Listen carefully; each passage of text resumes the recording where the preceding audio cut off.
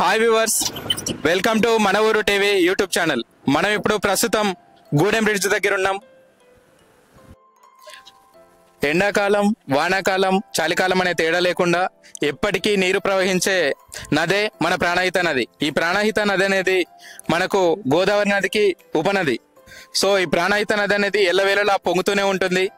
So మనకు చాలా దూరం నుండి మళ్ళీ ఇక్కడ మనకు మహారాష్ట్రకు మరియు మన తెలంగాణకు మధ్యలో తెలంగాణ కొమరంభీం జిల్లాలోని సిర్పూర్ నియోజకవర్గంలోని మన గూడెం విలేజ్ దగ్గర ఇక్కడ వచ్చేసి ప్రాణహిత నది పైన మహారాష్ట్రకు బ్రిడ్జ్ నిర్మించడం అనేది జరిగింది.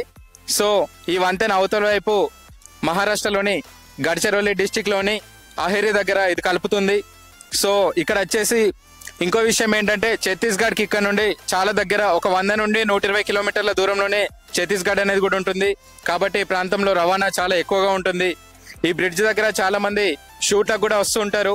So photo shoots, video shoots కూడా చేస్తుంటారు. ఈ బ్రిడ్జ్ అనేది ఒక మంచి వ్యూ పాయింట్ మాత్రమే కాకుండా ఒక ఫోటో షూట్లకి వాటికి అనుకూలంగా ఉండే ప్రదేశం కూడా ఇది.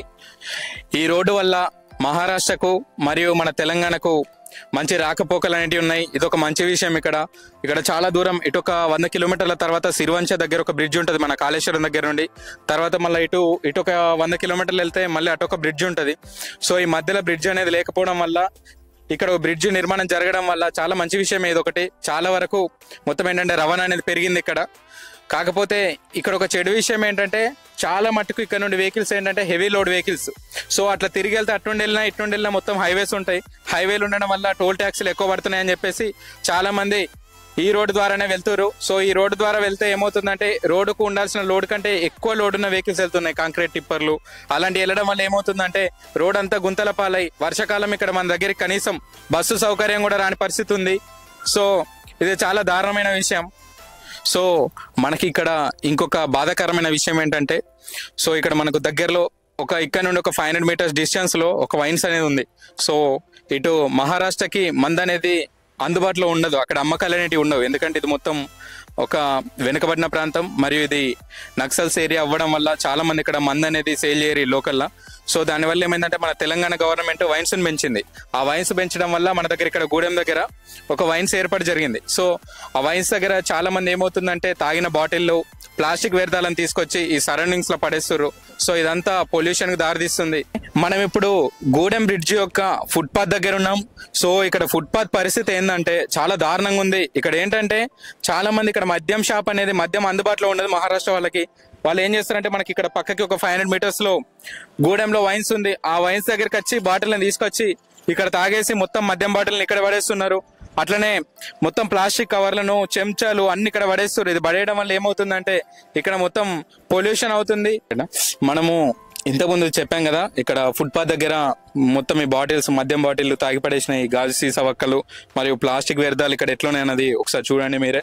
సో ఇక్కడ నుండి మొదలు పెడితే దాదాపుగా బ్రిడ్జ్ ఎండింగ్ వరకు, ఇటు సైడ్ ఎండింగ్ వరకు మరియు అటు సైడ్ కూడా ఎండింగ్ వరకు మొత్తం ఇవే గాజు ముక్కలు ఉన్నాయి. సో ఇదే ఇక్కడ పరిస్థితి.